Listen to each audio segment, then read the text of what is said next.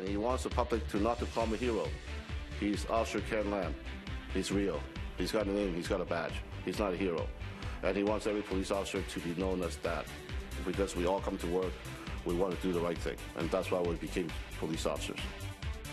7:12, welcome back to BT. The world is talking about the way that Constable Ken Lam took down the driver of that van from the van attack Monday in Toronto. We're going to talk more about it right here on BT this morning with former Delta Chief Jim Cessford. Welcome to BT. Thank you. So I know that Constable Ken Lam doesn't want to be called a hero. What do you think? Was he? You have experience with training officers, with diffusing situations. Was he just a cop doing his job, or is he a hero?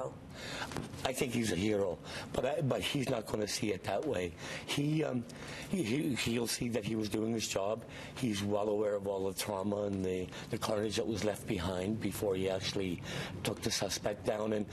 And there's probably so many things going through his mind that he would never see himself as being a hero. So what was going through his mind, and what did he do that was so right?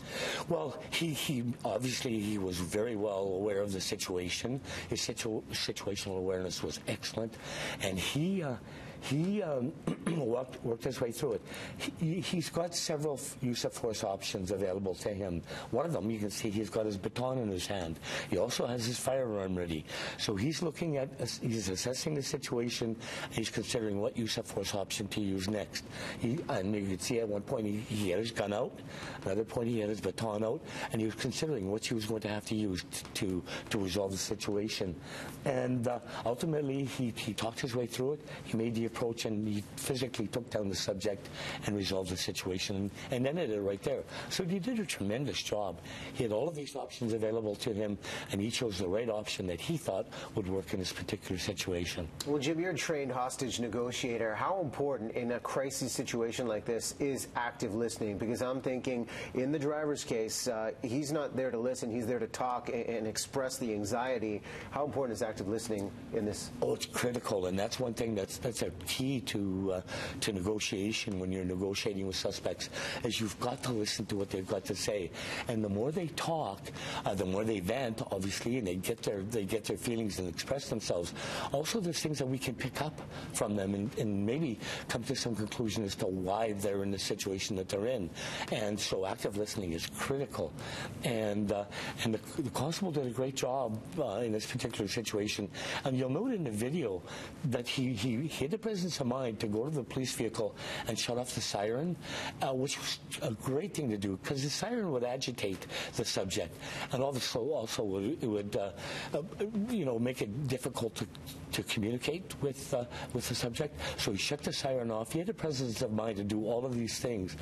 He did an outstanding job. He's a hero in my mind, but surely he doesn't see himself as being one. But how do you prepare for the moment? Because I'm thinking, I look at this scenario. Time is your enemy. It's a split-second decision, and how do you train officers, and training you saw over the years, to prepare them for the enormity of every second counts here? We can prepare them to make the ultimate decision and to respond that way in a crisis situation, but we give them the best possible training that we can. We bring in actors, and we challenge them at every turn during the training sessions. We do real-life scenario-based training, and we challenge them, and we'll really force them. We'll scream and yell at them and do everything we can to simulate a real-life situation. And if we can prepare them, get them ready to deal with a situation like this, then we've done our job. Constable Lam obviously received excellent training, and he listened to what he was, through the training, and responded very, very well in this situation. Jim, there are comparisons being made with the frequency that American police officers, American police force use their firearms. In this case, is this just an example of a great cop just anywhere in the world, or is there, I dare say, superior training happening in Canada? Well, I've trained police in the United States as well on hostage negotiation and commanding high-risk incidents, so they get extensive training as well in the United States. I suppose the one thing that may be a little different in the United States relative to to the use of firearms is the gun laws in the United States compared to those in Canada.